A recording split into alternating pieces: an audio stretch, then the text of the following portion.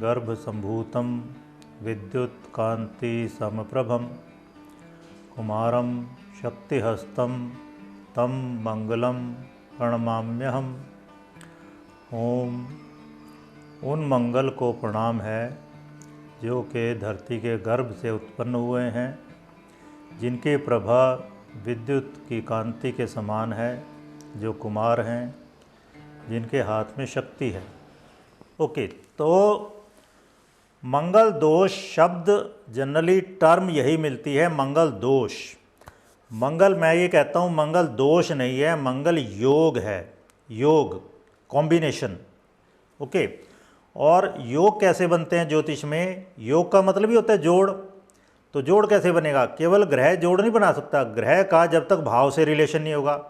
तो 12 भाव होते हैं ज्योतिष में, तो ग्रह का पर्टिकुलर भाव से कनेक्शन हो, और फिर 12 ही राशियाँ होती हैं, तो ग्रह का राशियों से कनेक्शन हो, या भाव का राशि से कनेक्शन है, या ग्रह का भाव और राशि से कनेक्शन है, तब योग बनते हैं।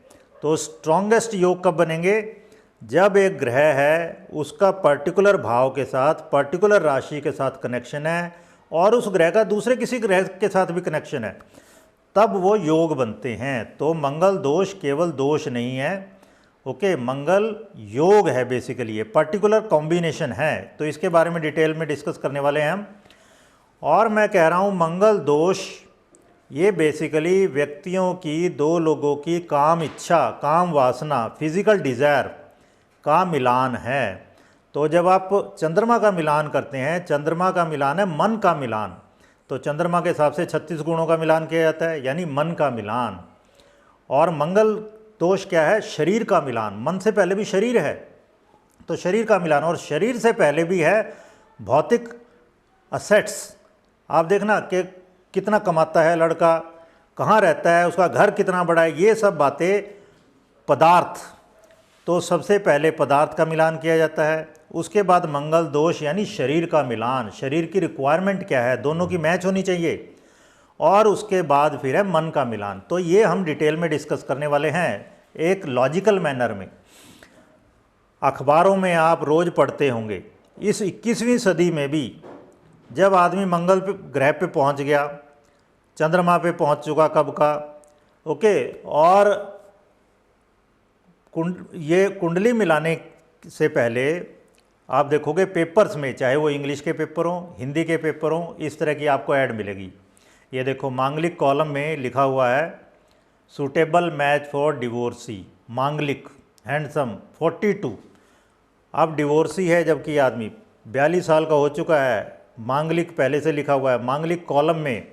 और एजुकेशन देखो, BSc, MSc, MBA, gazetted officer है, 25 लाख पर एनम इनकम। चलिए आगे बढ़ते हैं। बीटेक लड़का, लड़कियों के लिए देखते हैं, देखिए मांगलिक गर्ल डबल एमए है, फिर गर्ग गोत्र आंशिक मांगलिक। अभी आंशिक मांगलिक क्या होता है जी? ठीक है, एमएससी बीएड है, गवर्नमेंट स्कूल टीचर है, पीजीटी टीचर है, खुद टीचर है। इधर देखते हैं होम्योपैथिक डॉक्टर लड़की है, लड़की सॉफ्टवेयर इंजीनियर है, एमएनसी में काम करती है। ब्राह्मण लड़की कंपनी सेक्रेटरी है। अब आप देख रहे हो, लड़का हो लड़की हो, और टेक्निकली क्वालिफाइड है, बीटेक, साइंस पोस्ट ग्रेजुएट है, खुद डॉक्टर हैं, टीचर हैं, सीएस हैं, कंपनी सेक्रेटरी, एमएनसी में काम कर रहे हैं। सभी लोग प्रायोरिटी किस में दी जा रही है? मांगलिक दोष में। ओके, तो मांगलिक दोष आपने देखा, इसने समाज के एक बड़े वर्ग को भयभीत कर रखा है, और भारत के आम लोगों में शायद सबसे ज़्यादा प्रचलित ग्रह योग है ये। विवाह के मामले में कुंडली मिलान कराते समय लड़का लड़की के पेरेंट्स सबसे ज़्यादा मंगल दोष से डरे हुए होते हैं। जैसे ही बेटा बेटी पैदा हुए, खासकर बेटी के मामले में, तो पंडित लोग ये पूछते हैं कि मंगली तो नहीं है। आप देखना, सबसे पहले क्वेश्चन होगा मंगली तो नहीं है, और जैसे उनको पता चलता है लड़की मंगली है, तो उनकी रातों की नींद उड़ जाती है, दिन का चैन उड़ जाता है। न्यूज़पेपर्स में आपने देखा मैट्रिमोनियल कॉलम स्पेसिफिकली, मतलब एक ही अलग अलग जाति के लोग एक ही मैट्रिमोनियल कॉलम में आ जाते हैं। फिर मांगलिक दोष में मैट्रिमोनियल वेबसाइट तक में मांगलिक दोष के अलग कॉलम होते हैं। और बहुत से नॉन मांगलिक लड़के लड़कियों के पेरेंट्स पूरी कोशिश करते हैं कि मंगली लड़की से लड़के से शादी ना करनी पड़ जाए कहीं, और गाज सबसे ज़्यादा गिरती है लड़कियों पर, और इस वजह से सही मैच ना मिलने से विवाह में देरी हो जाती है। कई लड़के लड़कियां, खासकर लड़कियां आप देखना, मंगली दोष के कारण विवाह नहीं हो पाता, इसलिए डिप्रेशन में चली जाती हैं बहुत सी। उनको ऐसे लगता है जिस तरह उन पर कोई कलंक का टीका लग गया हो, खुद को कोसने लग जाती हैं कि इस घड़ी में क्यों पैदा हुई, क्यों मंगली पैदा की भगवान ने। और पंडितों के लोग चक्कर लगाते हैं, इसमें समय की पैसे की बर्बादी होती है। ऐश्वर्या राय का केस है लेटेस्ट। ऐश्वर्या राय के मामले में उसकी शादी पहले पीपल से या वट से या घट से करवाई गई। ये बेसिकली गुप्त रूप से करनी होती है। घट विवाह या वट विवाह गुप्त रूप से करना होता है, तो इसमें पिता साथ कभी नहीं होता, क्योंकि ये माना जाता है पिता को एक ही बार कन्यादान करना होता है। अगर उसने उस वक्त कर दिया तो फिर रियल जब विवाह होगा तब वो नहीं कर पाएगा। ओके। और रेखा है, लीना चंद्रावरकर के मामले में भी ये कहा जाता है कि उनका विवाह इस वजह से सफल नहीं हो पाए क्योंकि वो मांगलिक थी। लेकिन अब मैं आपको दिखाऊंगा बहुत बड़े बड़े ग्रेट पर्सनैलिटीज़ मंगली थे, हैं। और कई लोग तो आप देखोगे ऐसे हैं, मेरे पास आते हैं बहुत से लोग, वो चाहते हैं लड़की की शादी नहीं हो रही जी, मंगली का नॉन मंगली करवा दो। तो नॉन मंगली कैसे करवा देते हैं, ये देखिए, ये ऐश्वर्या राय की कुंडली है, मंगल सप्तम में बैठा है। तो सप्तम में जब मंगल बैठा हो तो व्यक्ति मंगली होता है। अब ये लग्न है लिब्रा, तुला राशि। अभी मैं डिटेल में बताने वाला हूँ आपको, ये पहला भाव है, ये सातवां भाव है, अभी बता देंगे, बस मैं अभी एग्जाम्पल दे रहा हूँ आपको। तो सप्तम में क्योंकि मंगल है इसलिए मंगली। ओके। तो अगर सातवीं की जगह आठवीं राशि लग्न में हो जाती तो ये मंगल चला जाता छठे भाव में, तो छठे भाव में नॉन मंगली हो गया। तो इस तरह लोग बहुत से हेर फेर करवा देते हैं। और इसे होता क्या है, आप ऐसे समझिए, चंद्रमा एक नक्षत्र में लगभग एक दिन रहता है, यानी 24 घंटे, और नक्षत्र में 4 चरण होते हैं, हर नक्षत्र में 4 चरण होते हैं। तो एक चरण में कितना रहा, लगभग 6 घंटे। और नक्षत्र चरण के हिसाब से सारी मैचिंग होती है 36 गुणों की। तो चंद्रमा एक नक्षत्र चरण में लगभग 6 घंटे रहेगा, लेकिन लग्न जो है 1.5 से 2.5 घंटे में बदल जाता है।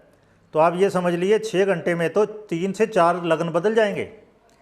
तो अगर एक लड़का या लड़की का लग्न बदल दिया जाए, ओके, तो वो नॉन मंगली हो सकता है, या नॉन मंगली या मंगली भी हो सकता है। लेकिन उसके चंद्रमा का जो नक्षत्र है, उसका जो चरण है, उस पर जरूरी नहीं फर्क पड़े, तो गुणों का मिलान सेम रहेगा, लेकिन मंगली से नॉन मंगली हो सकता है वो। तो इस तरह की कई सारी गड़बड़ियाँ प्रचलित हैं। तो ये ठीक नहीं है वैसे, ठीक है। तो कन्या की कुंडली गलत समय के हिसाब से लोग बनवा लेते हैं ताकि विवाह में मांगलिक दोष की अड़चन ना आए। ये मैंने आपको बता दिया किस तरह होता है ये, ओके। और ये करना ठीक नहीं है। असली चीज़ है, एक व्यक्ति मंगली है, उसके लिए वैसा ही पर्सन हो, उनकी मैचिंग हो, मतलब उनके शरीर की मैचिंग हो, उनकी फिज़िकल रिक्वायरमेंट्स जो हैं उसकी मैचिंग हो, वो बेस्ट है। ये देखिए, अब मंगल दोष बेसिकली कहते किसको हैं, ये है पहला भाव। ये पहला भाव है, ये दूसरा भाव है कुंडली में, तीसरा, चौथा, पाँचवां, छठा, सातवां, आठवां, नौवां, 10वां, 11वां, 12वां, इस तरह से आपने चलना है, ओके। तो ये कुंडली में 12 भाव होते हैं, और ये कहा जाता है मंगल पहले भाव में, दूसरे में, चौथे में, 7वें में, 8वें में या 12वें में कहीं भी बैठा हो। मंगल एक ही होता है कुंडली में, तो इनमें से कहीं भी अगर बैठा है तो वो व्यक्ति हो गया मंगली। तो यदि स्त्री या पुरुष की कुंडली में मंगल इन भावों में बैठा हो, किसमें, प्रथम में, द्वितीय, चतुर्थ, सप्तम, अष्टम या द्वादश में हो, तो व्यक्ति मंगली कहा जाता है। और केवल लग्न से नहीं, चंद्रमा से भी चंद्र कुंडली बनती है एक, चंद्र लगन से या शुक्र से भी अगर पहले, दूसरे, चौथे, 7वें, 8वें या 12वें भाव में हो तो व्यक्ति हो गया मंगली। अब आप सोचो कि एक व्यक्ति की कुंडली में लगन से 6 भाव में मंगली हो सकता है वो, तो आप देखो आधे लोग तो ऐसे मंगली हो जाएंगे पक्का। फिर चंद्र कुंडली से भी 6 स्थान उससे मंगली हो सकता है, तो फिर आधे लोग मंगली हो गए।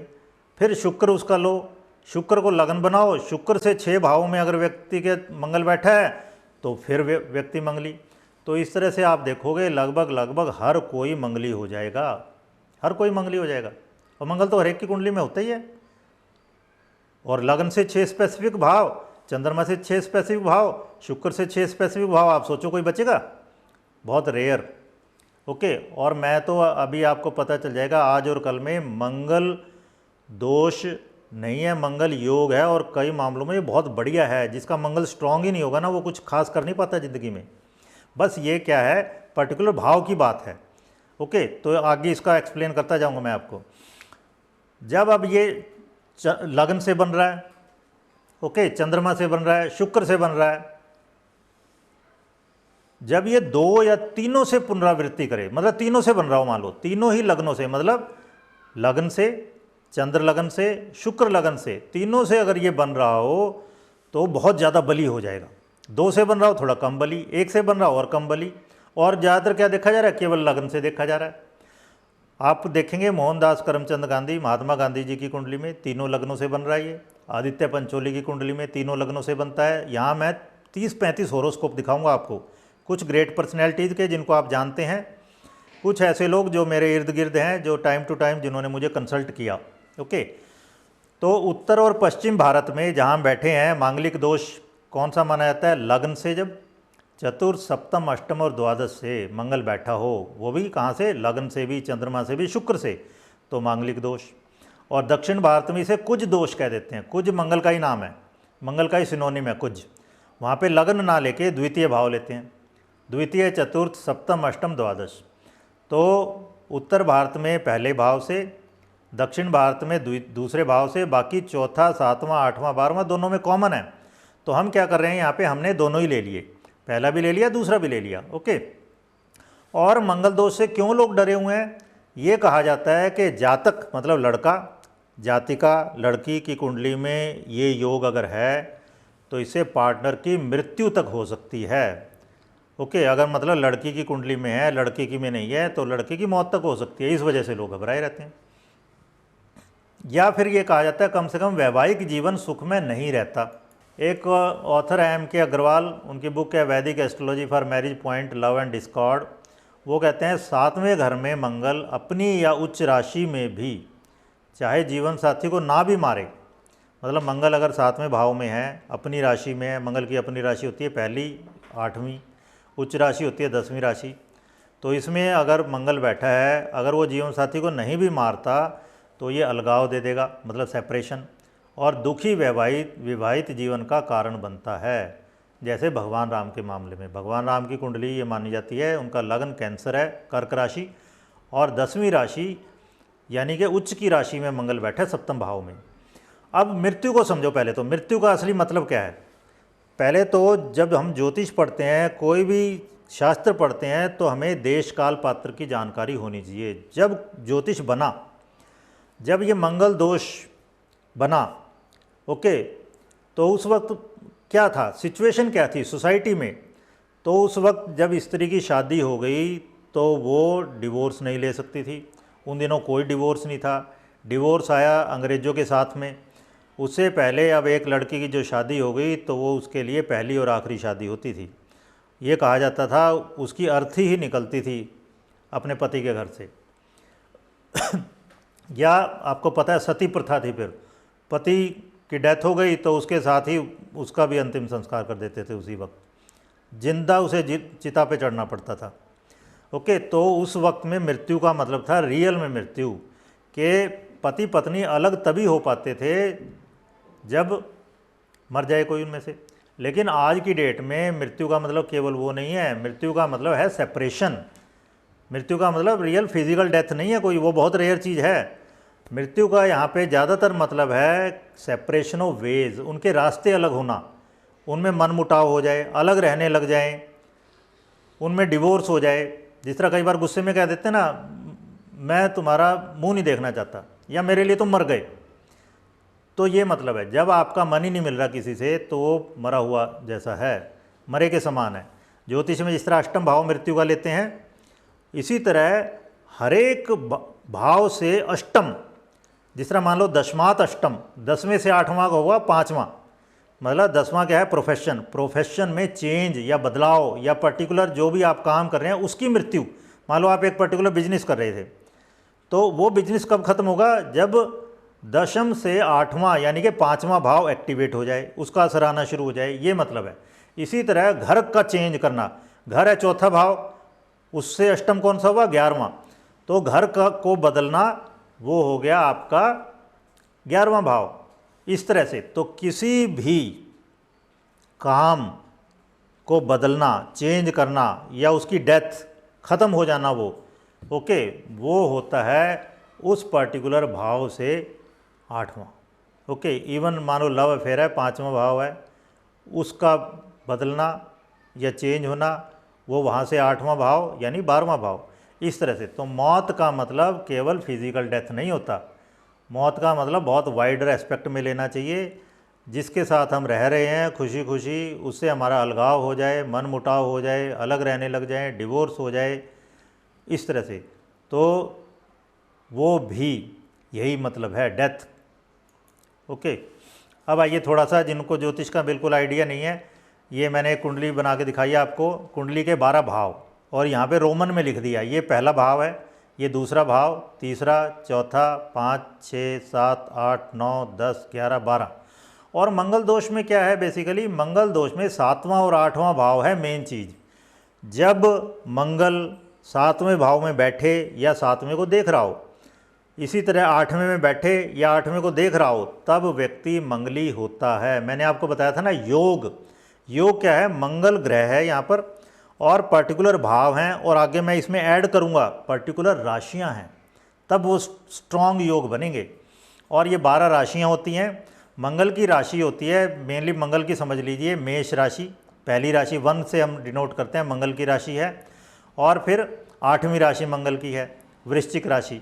ओके, कई बार इसको वेस्टर्नर्स जो हैं, वेस्टर्न एस्ट्रोलॉजी वाले लोग इसको प्लूटो से भी गवर्न मानते हैं। ओके, और वृश्चिक क्या है, जहरीले बिच्छू से डिनोट करते हैं इसको। और मेष क्या है, मेंढा, रैम, एक जानवर होता है भेड़ की तरह। ओके, तो मेष राशि चर राशि है, 8वीं राशि स्थिर राशि है। मेष राशि मूवेबल या चर है और फायर की राशि है, और 8वीं राशि क्या है, फिक्स्ड राशि है, स्थिर राशि है और जल की राशि है। तो पहली राशि क्या मैंने बताई, मूवेबल फायर। मूवेबल फायर, सूर्य से आग यहाँ तक आ रही है, इसी वजह से धरती पे जीव जंतु हैं इतनी तरह के, इसी वजह से यहाँ जन्म है।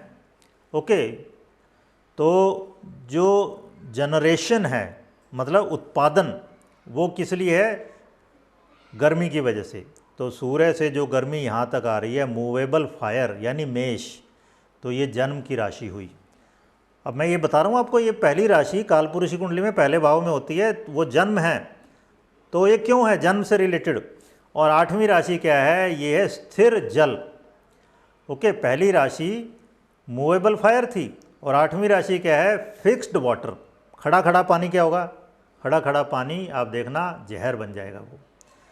तो 8वीं राशि इसलिए जहरीले बिच्छू से गवर्नड है। ओके, ये मृत्यु की राशि है, खड़ा खड़ा पानी जहर बन जाता है। फिर 10वीं राशि में मंगल उच्च का हो जाता है, मकर राशि, मकर राशि कैप्रिकॉर्न राशि, ये भी वैसे चर राशि होती है। ओके, तो इतना बस ध्यान रखना आपने। तो फिर आ जाइए मंगल की दृष्टियाँ। फिर तो ज्योतिष में एक श्लोक मिलता है लघु पराशरी में, यो यो भाव स्वामी युतो दृष्टो वा, यो यो भाव स्वामी युतो दृष्टो वा अस्ति तस्य तस्य भाव वृद्धि। मतलब जिस जिस भाव में उसका स्वामी बैठा होगा या देख रहा होगा, उस भाव की वृद्धि होती है। ओके, तो मंगल की दृष्टियाँ, मंगल 7वीं दृष्टि से देखता है, चौथी दृष्टि से देखता है, 8वीं दृष्टि से देखता है। ये याद रखना बस, मंगल की दृष्टियाँ कौन कौन सी हैं, 7वीं, चौथी, 8वीं, ये ध्यान रखना है। तो अब ये है काल पुरुष की कुंडली। काल यानी टाइम, पुरुष यानी पर्सन, तो टाइम को पर्सनिफाई कर दिया गया है, टाइम पर्सनिफाइड। तो होरोस्कोप ऑफ काल पुरुष की कुंडली, ये माना जाता है समय जो है मनुष्य है जैसे, उसमें जान है। जिस तरह महाभारत आती थी तो वो कहता था मैं काल हूँ, मैं समय हूँ। ओके, तो यहाँ पर ये काल पुरुष की कुंडली है और ये स्टैंडर्ड होरोस्कोप है, ये समझ लीजिए, ये स्टैंडर्ड होरोस्कोप है। और काल पुरुष की कुंडली में आप देख रहे हो पहली राशि पहले भाव में, और पहली राशि किसकी होती है? मंगल की। एक दो और ज़्यादा बता दें आपको, दूसरी राशि जो है टॉरस या वृषभ है, ये शुक्र की राशि होती है। ओके, तीसरी राशि मिथुन स्त्री पुरुष का जोड़ा है, ये बुध की राशि है। और फिर सातवीं और देख लीजिए ज़रा तुला राशि भी शुक्र की राशि होती है। तो दूसरी और सातवीं राशि शुक्र की राशियां हैं और पहली और आठवीं राशि मंगल की राशियां हैं, ये ध्यान रखना थोड़ा सा। तो काल पुरुष की कुंडली में आप देखोगे पहला भाव ओके वो खुद स्वयं पुरुष, और ये सातवां भाव हुआ, तो ये क्या हुई? काल पुरुष की ये क्या हुई? काल स्त्री। अगर ये काल पुरुष की कुंडली है, इसका रिवर्स कर देंगे, मतलब ये अगर लग्न में आ गए तो ये काल स्त्री की कुंडली हो जाएगी। तो ये काल पुरुष के पहले भाव में मंगल की राशि है, सप्तम में शुक्र की राशि और अष्टम में फिर मंगल की राशि। मंगल की ही राशि जन्म की राशि है और मंगल की राशि मृत्यु की राशि है, लेकिन ये आठवीं है, नेगेटिव राशि मंगल की। और मैंने बताया क्यों ये जन्म की राशि है, क्यों? Movable fire. और ये आठवीं राशि क्यों मृत्यु की राशि है? फिक्स्ड वाटर, खड़ा खड़ा पानी सड़ जाता है, ख़त्म हो जाता है, डेड हो जाता है, जहर हो जाता है वो। और इस तरह अगर काल स्त्री की कुंडली लूँ मैं, ये सातवीं राशि आप देखो लग्न में, और इसका सप्तम भाव क्या हो जाएगा? मंगल की राशि आ जाएगी। और इसका अष्टम भाव क्या है? फिर वही कौन सी राशि? शुक्र की राशि। तो इस तरह आप देखेंगे असली चीज़ क्या है? शुक्र मंगल योग है। मंगल नहीं है केवल, मंगल दोष में स्पेसिफिक पोजीशन में, यहाँ पे हमने कहा था मंगल बैठा होगा तो मंगल दोष होगा। क्यों? क्योंकि मंगल सातवीं दृष्टि से सातवें भाव को देखेगा, मंगल आठवीं दृष्टि से आठवें भाव को देखेगा। अगर यहाँ मंगल बैठा है दूसरे भाव में तो सातवीं दृष्टि से आठवें भाव को देखेगा। अगर यहाँ मंगल बैठा है चौथे भाव में तो चौथी दृष्टि से सातवें भाव को देखता है। सातवें में बैठा है तो मंगल यहाँ है ही, आठवें में बैठता है तो मंगल यहाँ है ही, 12वें में बैठता है मंगल तो सात दृष्टि ये आठवीं ये, तो 12वें भाव में अगर बैठेगा मंगल तो आठवीं दृष्टि से फिर सातवें भाव को देखेगा। तो ये मंगल दोष स्पेसिफिक पोजीशन किस लिए है मंगल की? क्योंकि वो मंगल वहाँ बैठ के या देख के सातवें पर प्रभाव डालता है या आठवें पर। असली चीज़ ये है। सातवां भाव क्या है? सातवां भाव है आपके sexual organ, inner sexual organ, और आठवां भाव क्या है? Outer sexual organ. ये अगर काल पुरुष है तो उसकी स्त्री कौन सी हुई है? सप्तम भाव में। ओके, तो इस तरह से है। तो ये सीधा रिलेशन, इसमें तीन बातें हो गई। अब पहली बात क्या है? मंगल, और केवल मंगल नहीं, शुक्र इसके साथ ऐड होगा, क्योंकि मंगल अगर पुरुष है तो शुक्र है स्त्री। मंगल अगर पॉजिटिव पोल है किसी बैटरी का तो शुक्र है नेगेटिव। मंगल अगर हॉट करंट है तो शुक्र है कोल्ड करंट। इस तरह से है, जिस तरह यिन यांग थ्योरी है ना चाइना में, यिन यानी कि स्त्री, यांग यानी कि पुरुष। इस तरह इवन इलेक्ट्रिसिटी में क्या होता है? गर्म और ठंडी तार, या हमारे यहाँ क्या कहते हैं? रजस और तमस। तो पुरुष अगर रजस है, स्त्री तमस है, उन दोनों के योग से ही आगे बात बढ़ेगी। ओके, तो ये चीज़ें ध्यान रखनी है आगे। तो ये थी काल पुरुष की कुंडली। उसमें हमने क्या देखा था कि अगर लगन में मंगल की राशि है तो सप्तम में शुक्र की राशि, अष्टम में फिर मंगल की राशि। ओके, अब आइए काल स्त्री की कुंडली, अगर हम इसको उलट दें तो काल स्त्री की कुंडली जो सप्तम भाव में सातवीं राशि थी उसको मैं लगन में ले आया, तो ये लिब्रा तुला राशि।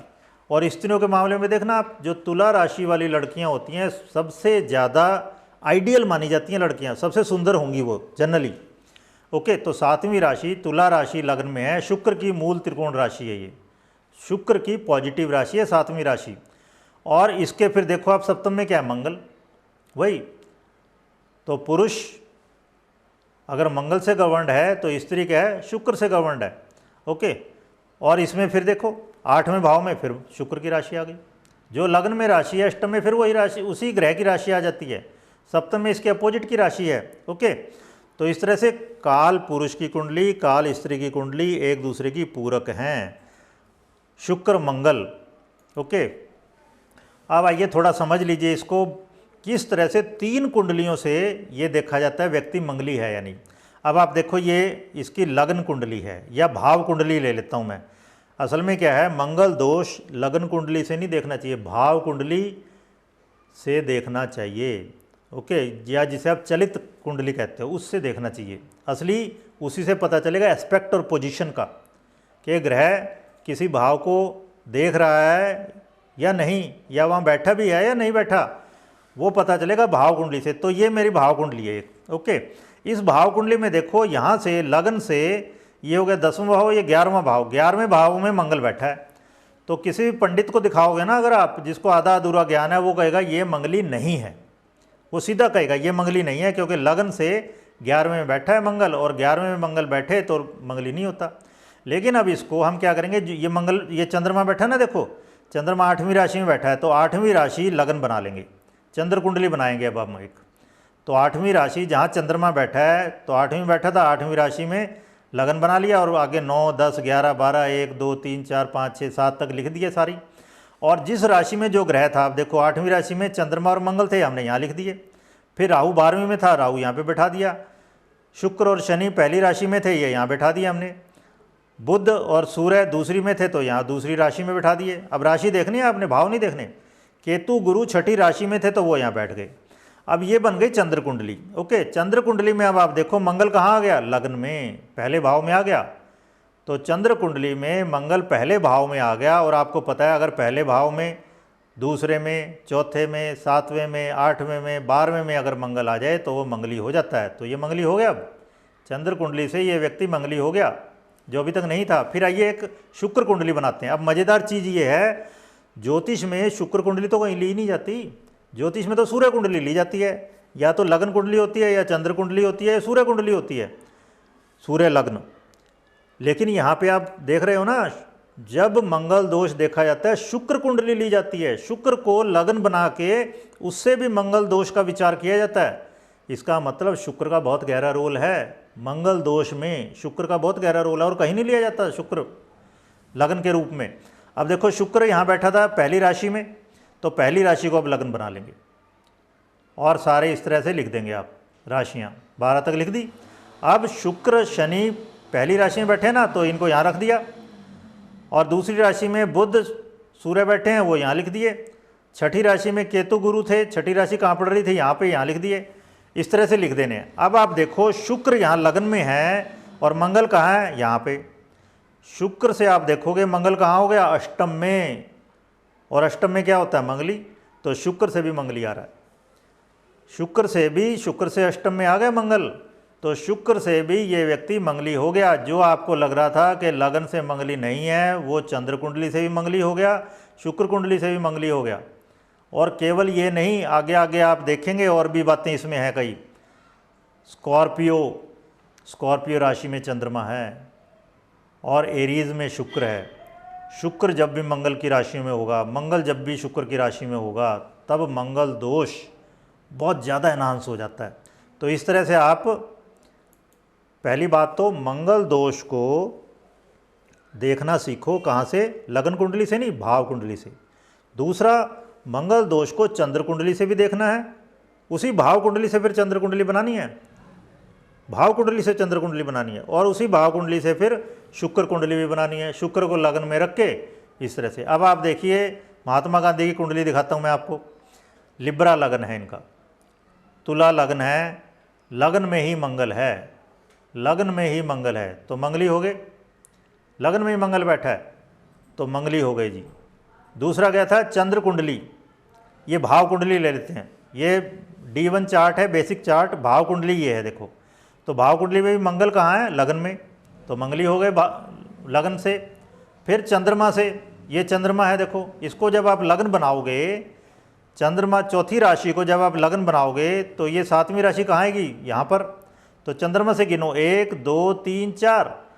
चंद्र कुंडली से मंगल चौथे भाव में चला जाता है, तो चंद्रमा से भी, क्योंकि मंगल चौथे में है, मंगली हैं ये।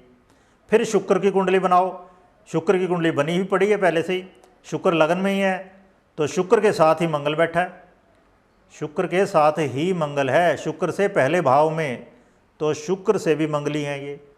तो लगन से भी, चंद्रमा से भी, शुक्र से भी। महात्मा गांधी तीनों से मंगली हैं। और यहाँ कहाँ है मंगल? 7वीं राशि में, जो कि शुक्र की राशि होती है। अभी आप धीमे धीमे समझ जाओगे इन बातों को। एक और एग्जाम्पल दे देता हूँ मैं आपको। आदित्य पंचोली की कुंडली देखो, ये है इनकी स्कॉर्पियो राशि। ओके, स्कॉर्पियो राशि सबसे ज़्यादा सेक्सी राशि मानी जाती है, सेक्स की ही राशि मानी जाती है बेसिकली। तो ये 8वीं राशि लग्न में है। ओके, लग्न से मंगल कहाँ गया? 12वें में। लग्न से मंगल जब 12वें में होता है तो क्या होता है? मंगली। यहाँ पे ये भाव कुंडली देख लेते हैं। लग्न से मंगल 12वें में है और वो भी 7वीं राशि में। तो ये व्यक्ति मंगली हो गया लग्न से। फिर चंद्रमा से लो, ये देखो चंद्रमा को जब आप लग्न बनाओगे, 12वीं राशि लग्न में रखोगे तो यहाँ से 1 2 3 4 5 6 7 8, चंद्रमा से मंगल 8वें भाव में है। तो 8वें भाव में जब होता है, आपको पता ना, फिर से मंगली, चंद्रमा से ही मंगली है ये। और फिर शुक्र को लग्न बनाओगे अगर आप, तो लग्न में ही मंगल से इसके साथ आ जाएगा, तो शुक्र से भी मंगली है ये। तो तीनों से ही मंगली है। ओके, किसी के सेक्सुअल बिहेवियर के बारे में इतनी सारी बातें जो हैं मीडिया में, वो आप अपने आप समझ सकते हो इन कुंडलियों से कि क्यों बन गई हैं वो। तो मंगल दोष की विवेचना शुरू करते हैं। अब हम एनालिसिस शुरू करते हैं, और इसके लिए कुछ बातें आपने अपने दिमाग में अच्छे से बिठा लेनी है। ओके, मैं यहाँ पर जो जातक है, मतलब लड़के के बारे में जब बात हो रही है, पुरुष के बारे में बात हो रही है, तो जाति का भी मान लो, मतलब केवल लड़का नहीं, लड़की के मामले में भी बात हो रही है। ओके, मंगल दोष दोनों पे एप्लीकेबल है, पुरुष पे भी स्त्री पे भी। तो पुरुषों और स्त्रियों पर समान रूप से लागू होगा। पुरुषों के लिए मंगल दोष बली होना नॉर्मल बात है। मंगल क्या है? एग्रेशन, आक्रामकता, हावी होना, इनिशिएटिव लेना, मंगल ये चीज़ है। तो काल पुरुष की कुंडली में पता है ना आपको, पहली राशि पहले भाव में। तो पुरुषों के लिए इनिशिएटिव लेना, एग्रेसिव होना नॉर्मल बात मानी जाती है, लेकिन स्त्रियों के लिए ये बात अच्छी नहीं मानी जाती। ये माना जाता है पुरुष जो है वो इनिशिएटिव ले और स्त्री जो है वो वेट करे। स्त्री क्या है? रिसेप्टिव है, रिसेप्टर है, और पुरुष क्या है? वो इनिशिएटिव ले, एग्रेसिव हो। आपको पता ना ज्योतिष में भी 1 3 5 7 ये जो विषम राशियां हैं, ऑड राशियां, ये पुरुष राशियां मानी गई हैं। और जो स्त्री राशियां कौन सी मानी गई है? 2 4 6 8, जो 2 से डिवाइड हो सकती हैं। सम राशियां, मतलब जो सूदिंग है वो है स्त्री, जो एग्रेसिव है वो है पुरुष। तो स्त्रियों के लिए मंगल दोष, अब आप समझ लो इस बात को गहरे से, स्त्रियों के लिए क्यों बुरा माना जाता है मंगल दोष स्ट्रॉन्ग होना? क्योंकि स्त्रियां अगर खुद इनिशिएटिव लेने लगे, खुद एग्रेसिव होने लगे, खुद ऑफ़र करने लगे, तो वो बहुत बुरा माना जाता है। कोई भी अभी तक भी सो कॉल्ड के भी अच्छी स्त्री, अच्छे घर की स्त्री, वो खुद प्रपोज नहीं करने वाली, वो वेट करती है। हालांकि अब ये बहुत सारी अवधारणाएं टूटती जा रही हैं। ओके, लेकिन अभी भी जो पुरुष प्रधान समाज है वो ये एक्सपेक्ट करता है कि स्त्रियां फर्स्ट स्टेप नहीं लेंगी। ओके, स्त्रियां अपने मन की बात नहीं कहेंगी, स्त्रियां अपनी सेक्सुअल डिजायर प्रकट नहीं करेंगी। ओके, तो ये बहुत पुरानी परंपराएं चली आ रही हैं। और फिर त्रिंशांश कुंडली हम डिस्कस करेंगे इसी के कंटेक्स्ट में। त्रिंशांश कुंडली में क्या है, आप देखना, स्त्रियों का सेक्सुअल बिहेवियर डिसाइड किया हुआ है, पर्टिकुलर पोजीशन ग्रहों की, उसके हिसाब से बताया हुआ है कि उसका सेक्सुअल बिहेवियर कैसा होगा। और ये भी कहा गया है कि नहीं ये केवल स्त्रियों पर लागू होगा, लेकिन मैं ये कह रहा हूँ ये सभी पर ही लागू है, पुरुषों पर भी लागू होगा ये। लेकिन पुराने समय में क्योंकि पुरुष प्रधान समाज था, स्त्री केवल एक ही विवाह कर सकती थी और पुरुष अनंत, पुरुषों की कोई लिमिटेशन ही नहीं थी। आजकल लोग मजाक में कहते हैं ना कि मुस्लिम है जी, लड़के वो 4 शादियाँ अलाउड हैं। पुरुषों को हिंदुओं में तो कोई लिमिट ही नहीं थी पहले। आपने देखा एक आधे एक्सेप्शन है बस, कि द्रौपदी जी 5 पति थे। ये कहने को ही है, जो 5 पांडव थे उनकी बहुत सारी पत्नियां थी अलग अलग। आपको पता ना घटोत्कच किससे पैदा हुआ था? हिडिंबा से, भीम की पत्नी थी वो। इस तरह भगवान कृष्ण ने अर्जुन के साथ अपनी बहन की शादी कर दी थी। अर्जुन की एक पत्नी तो कहा जाता है मैक्सिको की राजकुमारी थी। तो इस तरह से बहुत बहुत पत्नियां होती थी। इवन आप समझ सकते हो मर्यादा पुरुषोत्तम राम के पिता की 3 पत्नियां थी। तो ये एक्सेप्ट किया हुआ था, लाइसेंस दिया हुआ था पुरुषों को तो कि वो कितनी भी शादियां कर सकता था। ओके, उसकी सेक्सुअल डिजायर हाई होना बहुत ज़रूरी था, बल्कि वो बढ़ाने के लिए उपाय किए जाते थे बहुत से, लेकिन स्त्रियों को ये सब अलाउड नहीं था। ओके, स्त्री केवल रिसेप्टर का काम करती थी बस। जब पुरुष प्रेम करना चाहेगा तो वो एग्री हो जाए, बस इतना ही उनसे एक्सपेक्ट किया जाता था।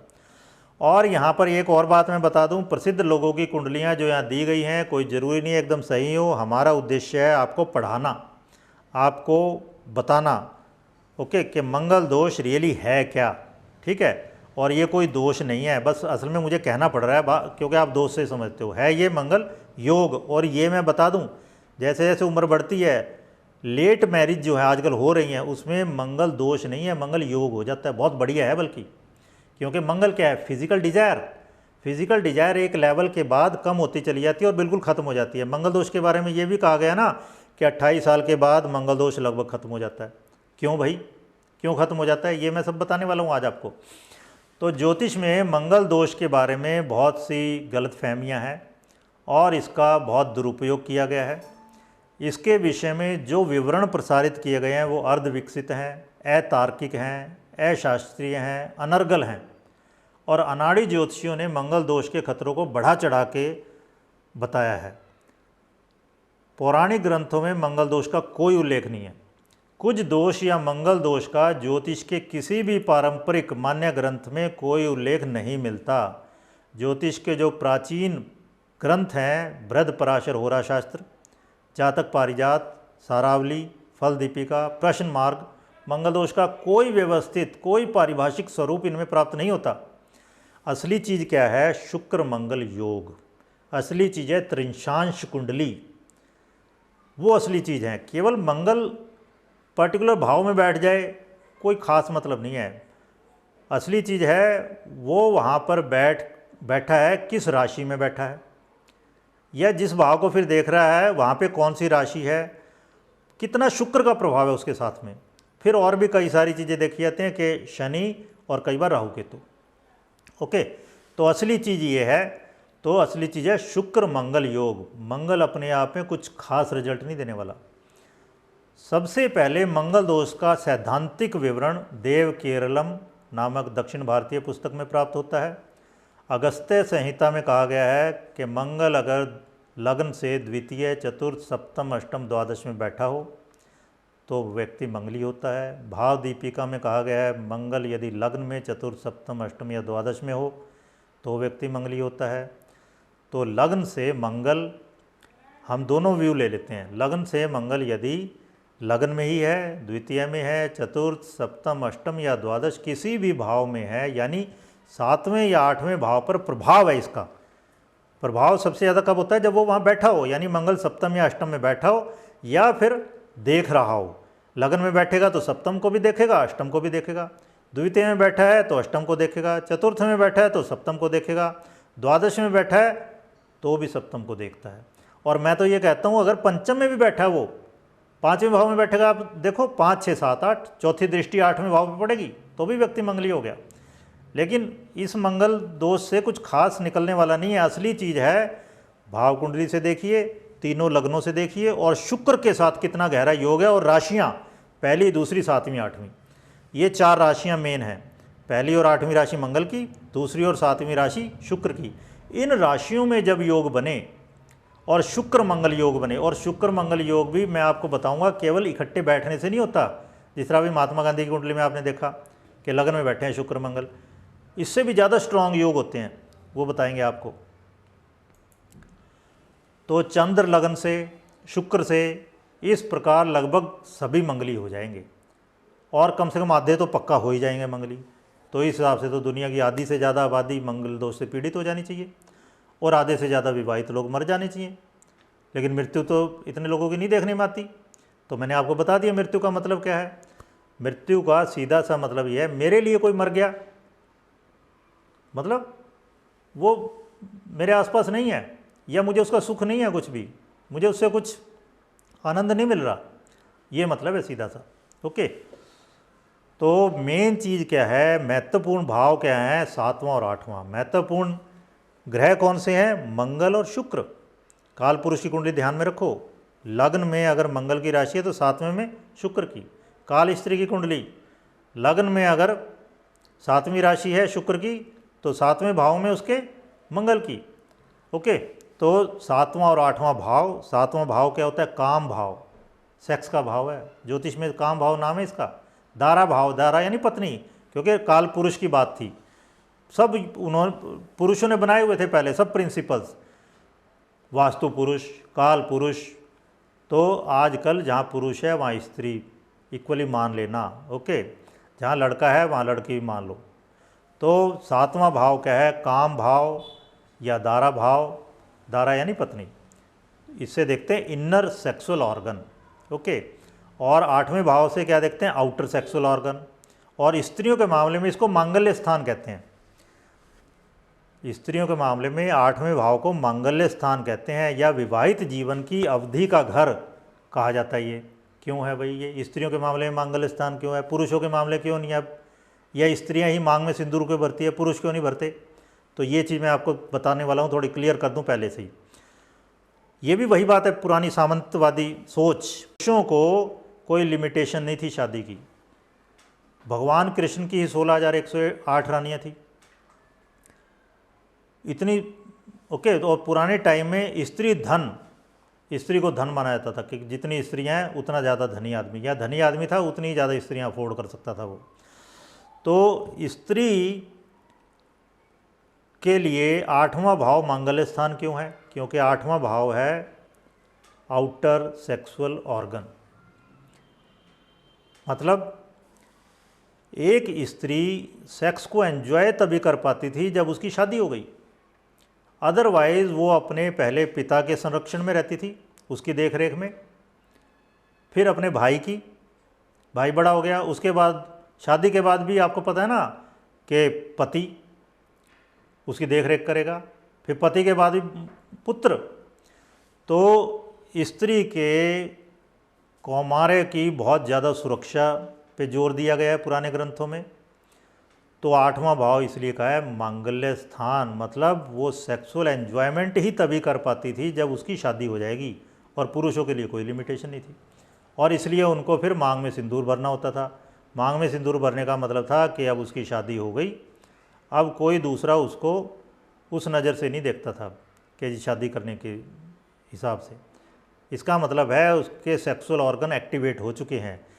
जो सिंदूर होता है, मैं आपको बता दूं, उसका रंग जो है वो बेसिकली सिंदूरी रंग का मतलब है ऑरेंज कलर। ऑरेंज कलर क्या है, सेक्स सेंटर, सेक्स सेंटर का रंग है। मूलाधार का रंग है लाल, और उसके बाद स्वादिष्ठान चक्र, स्वादिष्ठान चक्र का रंग है नारंगी। उसका सीधा रिलेशन सेक्स से है।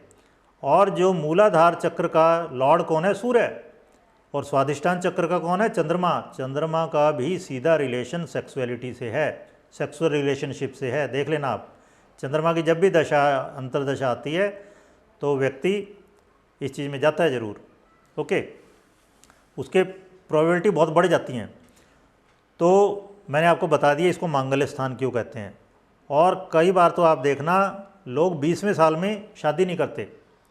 क्यों नहीं करते? अगर लगन से पहला साल लें, एक टेक्निक ये भी है ज्योतिष में, लगन है पहला साल, दूसरा भाव दूसरा साल, तीसरा भाव तीसरा साल जिंदगी का, तो 12वां भाव कौन सा हुआ, 12वां साल।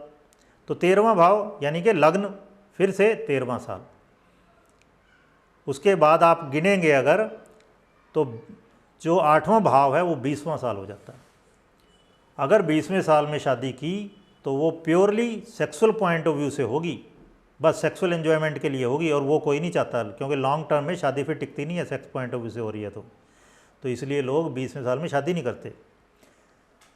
मैं लॉजिकली बता रहा हूँ आपको। मांगल्य स्थान मैंने आपको क्या क्या बताया अभी, 8वें भाव को स्त्रियों के लिए मांगल्य स्थान क्यों कहते हैं, पुरुषों के लिए भी तो होना चाहिए था, क्योंकि स्त्रियाँ बांध के रखी जाती थी। ओके, उनको अलाउड ही नहीं था कि वो किसी के साथ रिलेशन बनाए, वो केवल शादी के बाद ही अलाउड था। तो इसलिए उनके लिए वो मांगल्य स्थान हो गया। 8वां भाव मतलब आउटर सेक्सुअल ऑर्गन, यानी लोगों को पता चल गया अब। ओके, और फिर सिंदूर का मैंने बताया आपको, सिंदूर का सीधा रिलेशन है स्वादिष्टान चक्र से, जो कि सेक्स सेंटर कहा जाता है, और इसका सीधा चंद्रमा से भी रिलेशन है। ठीक है, तो मंगल का वैसे तो आपको पता ही है, मंगल का मतलब क्या है? शुभ। हम कहते हैं ना मंगल यानी शुभ, मंगल सूत्र, शुभ का धागा। तो शुभ का धागा एक स्त्री के लिए, एक लड़की के लिए, वो जब पत्नी बनती थी वो बहुत शुभ था उसके लिए, वो धागा बांधा जाता था, मंगल का धागा है। अब वो सेक्सुअलिटी में जा सकती है। आपको पता ना, स्त्रियां, लड़की जिसको शादी करनी है वो किसकी पूजा करेगी? शिव लिंग की पूजा करती है वो, क्योंकि उसे माँ बनना है, लिंग पूजा है, योनि पूजा है हमारे यहाँ। तो वो बेसिकली सेक्सुअल ऑर्गन की एक किस्म से पूजा है कि अब उसे माँ बनना है, उसके लिए वो तैयार है। ओके, तो मंगल बेसिकली शुभ है, मंगल का अर्थ है शुभ। तो मंगल दोष होना शुभ है कि उसमें फिजिकल एनर्जी है, उस एनर्जी को कन्वर्ट किया जा सकता है। ओके, वो काम ऊर्जा है, उसको संतान ऊर्जा में कन्वर्ट कर सकते हैं। तो ये मंगल दोष के बारे में ये भी कहा गया है कि 28 के बाद ये लगभग समाप्त प्राय है, या समाप्त हो जाता है या कम हो जाता है बहुत। कुछ लोगों ने कहा 30 के बाद, कुछ ने कहा 32 के बाद। तो ज़्यादातर आप किताबों में देखना यही लिखा हुआ है कि 28 से 32 तक लिखा हुआ है कि 28 से 32 के बीच में मंगल दोष लगभग समाप्त हो जाता है। अगर किसी का मंगल दोष है बहुत स्ट्रॉन्ग, तो उसको इतनी उम्र के बाद विवाह करना चाहिए। अब इसको भी हम एनालाइज करेंगे यहाँ पे, क्यों ऐसी क्यों है।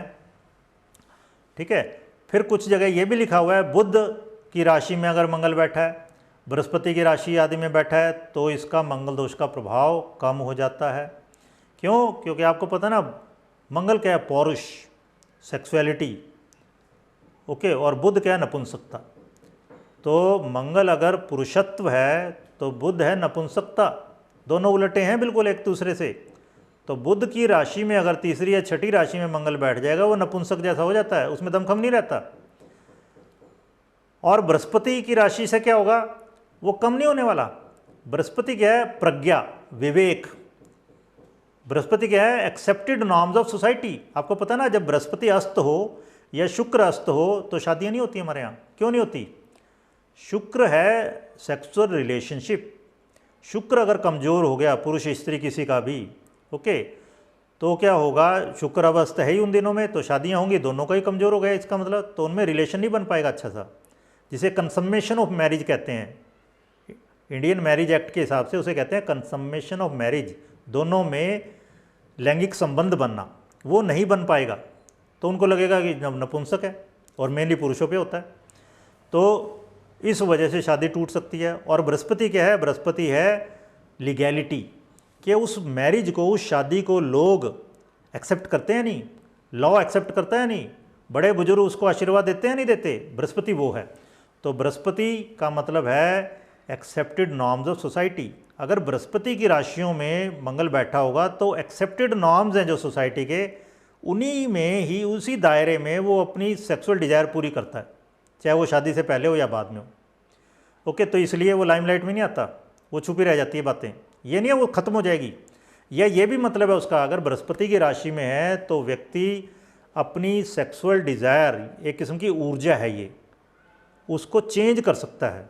हमें पता है ना, law of conservation of energy क्या है, कि energy can neither be created nor it can be destroyed, but we can change its form. तो ये काम ऊर्जा है, जो इसको संतान ऊर्जा में कन्वर्ट कर लो, या इसको राम ऊर्जा में कन्वर्ट कर लो। इसको मेडिटेशन में भी लगा सकते हो आप, इसको सोशल सर्विस में भी लगा सकते हैं, समाज कल्याण में। तो ये तो एक किस्म की ऊर्जा है, इसको बदल सकते हैं। तो जिसका बृहस्पति का ज़्यादा प्रभाव होगा, वो उसे पता है कि इस ऊर्जा को बदलना कैसे है, ये मतलब है। लेकिन बुध की राशियों में ये बहुत ज़्यादा होती ही नहीं, ये बहुत मंद पड़ जाती है। ओके, अब आइए, मैं अब रियल हम अपने मुद्दे पर आ रहे हैं कि मंगल दोष रियली क्या है। तो मैं आपको बता रहा हूं, 5 लेवल होते हैं कॉन्शियसनेस के, रिलेशनशिप के 5 स्तर हैं, लेवल हैं। और उनमें सबसे पहला मटेरियल या पदार्थ। अभी मैंने आपको अखबार की ऐड दिखाई थी ना, उसमें क्या लिख रहा है वो? 25 लाख पर एनम। कि इतना अर्न करते हैं, या कोई लिख रहा है CS है, कोई कहता है BTech है, कोई कहता है गवर्नमेंट गजेटेड ऑफिसर है, तो इससे एकदम से क्या समझ में आता है आपके कि इसके पास अच्छी खासी सोर्स ऑफ इनकम है। या कुछ लोग लिखेंगे साउथ दिल्ली में घर है, कुछ लोग लिखेंगे मेंटेन्स ओन कार, तो इसका मतलब आप समझ गए ना, ये सब है पदार्थ, मटेरियल, भौतिक सुख सुविधाएं।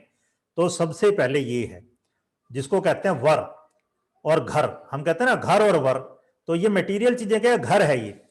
ओके, तो पहले घर परिवार देखा जाता है, उनके यहाँ कितना बड़ा मकान है, कितनी ज़मीन जायदाद है, कितना कमाता है, ये सब बातें। तो मॉनिटरी एसेट्स, अर्निंग, ज़मीन जायदाद, फैमिली बैकग्राउंड, या और बातें भी, इवन धर्म, जाति, वंश, समाज में रुतबा स्थान क्या है उनका, वो सब चीज़ें, ये चीज़ें होगी मटेरियल, पदार्थ। जब पदार्थ से आदमी थोड़ा ऊपर उठता है तो शरीर पे उठता है वो। आप देखो पदार्थ को खर्च करना पड़ेगा, शरीर पे ध्यान देना है। तो जब आप शादी करना चाहते हैं बेटे की, आप देखना लोग जब अपने बेटे की शादी करना चाहते हैं तो मकान में एक कमरा और बढ़वा लेते हैं, या बड़ा मकान लेते हैं, गाड़ी खरीदते हैं, ताकि अच्छी जगह रिश्ता हो जाए। मतलब आपको पदार्थ त्यागना पड़ेगा कुछ हद तक, आप हाथ से पैसा छोड़ना पड़ेगा अगर शरीर पे जाना है तो शरीर में दो बातें हैं, एक तो आउटर, अब ऐसे देखते हैं ना भाई, कम से कम उम्र शादी की 18 से 21 साल होनी चाहिए, लड़की की 18, लड़के की 21, कद काठी देखी जाती है, उनकी हाइट, बॉडी, ठीक है ना, कैसी है दोनों की। फिर एड्स वगैरह तो नहीं है, ऐसी बीमारियां, आपको पता है एड्स अगर किसी को है तो दूसरा आदमी इसके बेस पे तलाक ले सकता है। तो ये हो गई आउटर मैचिंग। ओके, दूसरी है फिर इनर मैचिंग। तो जो सारा हमारा ये कोर्स है वो है मंगल का मिलान, और मंगल क्या है, शरीर की ज़रूरतें, फिजिकल डिजायर्स क्या है, सेक्सुअल डिजायर, दोनों की सेक्सुअल डिजायर सेम होनी चाहिए, एक जैसी होनी चाहिए, अदरवाइज प्रॉब्लम होगी। अगर एक जैसी नहीं है तो एक्सट्रीम केस में क्या होता था, जिसकी सेक्सुअल डिजायर बहुत कम है, एक की ज़्यादा है, तो ज़्यादा वाला अगर ज़बरदस्ती करे तो जिसकी सेक्सुअल डिजायर कम थी वो उसकी डेथ भी हो सकती थी। अदरवाइज़ क्या होगा, आदमी बाहर जाएगा, एक्स्ट्रा मैरिटल रिलेशन बनेंगे, प्रॉब्लम होंगी उससे। ओके, और उससे बीमारियां भी आ सकती हैं घर में। तो मेन चीज़ इस वजह से कहा गया है कि मंगल दोष की वजह से, एक का मंगल दोष है दूसरे का नहीं है, तो डेथ मैंने बताया, डेथ का मतलब यहाँ ये नहीं है, डेथ का असली चीज़ मतलब वही है कि उनमें जो प्रेम था उसकी डेथ हो गई, उनका जो शरीर मिलता था, उनका जो मन मिलता था और ऊपर उठने की संभावनाएं थी वो ख़त्म हो गई अब। ओके, ये मतलब था। तो दूसरा मिलान है बॉडी या शरीर का मिलान, ये है असली मंगल दोष। तीसरा है माइंड, मन का मिलान। ओके, जो चंद्रमा का है, 36 गुण, वो एक फिल्म है ना, अभिमान मूवी थी एक, उसमें एक गाना था, मीत ना मिला रे मन का, किशोर कुमार का गाया हुआ, अमिताभ पे फिल्माया हुआ गाना था, मीत ना मिला रे मन का। मीत यानी लाइफ, फ्रेंड, जीवन साथी, और मन यानी चंद्रमा। तो चंद्रमा से मैचिंग है मन की, 36 गुण। ओके, तो जो चंद्रमा का मिलान आप करते हो वो मन का मिलान है, और मन का मिलान शरीर से थोड़ा ऊपर की चीज़ है, लेकिन शरीर भी ज़रूरी है। शादी होने पे पहले कुछ सालों में शरीर का मिलान बहुत ज़्यादा ज़रूरी है, अदरवाइज़ तो वो बच्चे ही पैदा नहीं कर पाएंगे, उनकी जो फिज़िकल डिमांड है, शरीर की जो ज़रूरतें हैं वो पूरी ही नहीं हो पाएंगी। ओके, तो मन का मिलान है असली चीज़, लेकिन शरीर का मिलान भी संतति के लिए ज़रूरी है। और फिर चौथा लेवल, 3 लेवल की मैंने बात की, 3 लेवल तक ही रह जाते हैं ज़्यादातर लोग। 3 लेवल अखबार में भी मिल जाएंगे आपको, जो उसमें बता रखा है मेरी इतनी असेट्स हैं 30 लाख पर एनम। ओके, वो क्या है, पदार्थ। फिर उसमें जो मंगल दोष दिया हुआ है वो है शरीर, और फिर उसमें पूरी कुंडली, पूरा बायोडाटा दे रखा है। ओके, तो मन का मिलान, चंद्रमा का मिलान क्या था, वो मन का मिलान बस। तो ज़्यादातर लोग यहाँ तक भी पहुँच जाए बहुत है, लेकिन इसके ऊपर भी 2 लेवल हैं। चौथा लेवल है सोल, आत्मा का संबंध। वो ज़्यादातर माँ बेटे में मिलता है, माँ बेटा बेटी में, मतलब माँ और संतान में, या पिता में, पिता और संतान है, या गुरु शिष्य का संबंध ऐसा हो सकता है, आत्माओं का मिलन। और कोई ऐसे लोग होते हैं जिनमें आत्मिक संबंध हो पाता है। इस तरह रामकृष्ण परमहंस के बारे में कहा जाता है कि उनका माँ शारदा कहा जाता है उनकी पत्नी को, उनके साथ विवाह हुआ लेकिन उनका कभी भी सेक्सुअल रिलेशन नहीं रहा। ओके, तो उनका संबंध आत्मिक संबंध था। और कई बार गांधी के बारे में भी कहा जाता है लेटर एज में। खैर, ऋग्वेद में विवाह के समय वधू को आशीर्वाद दिया गया है। क्या आशीर्वाद दिया गया है? दशास्याम पुत्रानाम धेहि पतिम एकादशम कृधि। उस समय ऋषि नववधु को क्या आशीर्वाद देते थे? तुम्हारे 10 पुत्र हों और ईश्वर करे 11वां पुत्र तुम्हारा पति हो जाए। तो आजकल कोई सुनेगा एकदम से वो गड़बड़ा जाएगा या हंसेगा। तो इसका मतलब यही था कि जो किसी भी स्त्री का गहरे से गहरा संबंध हो सकता है वो हो सकता है अपने पुत्र या पुत्री से। तो इसका मतलब क्या था कि सेक्सुअल रिलेशनशिप धीमे धीमे ख़त्म हो जाए। ओके, उनमें इतना गहरा संबंध बन जाए, आत्मिक संबंध बन जाए, पति पत्नी में आत्मिक संबंध बन जाए कि पत्नी की अपने पति के प्रति सेक्सुअल ओरिएंटेशन ना रहे, वो बिल्कुल पुत्र जैसा लगे उसे। और आप देखना कुछ मैच्योर रिलेशनशिप में आप देखना, आप कुछ सोच रहे हैं, आप चाहे पुरुष हो या स्त्री हो, तो आपका पार्टनर एकदम समझ जाता है। आप कुछ कहना ही चाहते थे वो कह देता है एकदम से। तो धीमे धीमे रिलेशनशिप मैच्योर जब होती है तो आप देखना पैसे से ऊपर उठे, पैसे खर्च करके आपने शादी की, कहीं ना कहीं पैसे तो खर्च होते हैं या अब मेंटेन करने में पैसे लग रहे हैं, ठीक है। तो फिर फिजिकल डिजायर से ऊपर उठे, अब मन मिलने लग गया, अब मन से ऊपर फिर आत्मा मिलनी चाहिए। ओके, और फिर 5वां है सुपर सोल, परमात्मा। तो पहला रिलेशन क्या था? पदार्थ का, फिर शरीर है, फिर मन है, फिर आत्मा है, और 5वां है परमात्मा का रिलेशन। और परमात्मा के रिलेशन के लिए कोई ज़रूरी नहीं है विवाह के लिए। जनरली तो हमारे यहाँ विवाह लोग करते ही नहीं। ऐसा आदमी वो संन्यास ले लेगा।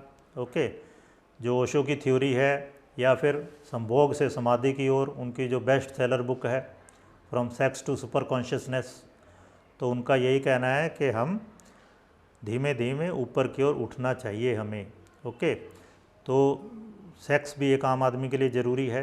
उसकी डिज़ायर है, अगर वो डिज़ायर पूरी करे प्रॉपर वे में और ऊपर की तरफ उठे, वहीं पे अटक के ना रह जाए।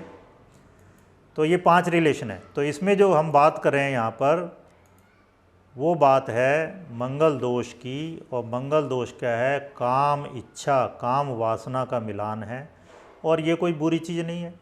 हर एक व्यक्ति, हर एक पर्सन, ह्यूमन बीइंग, वो सब सेक्सुअल रिप्रोडक्शन की वजह से है।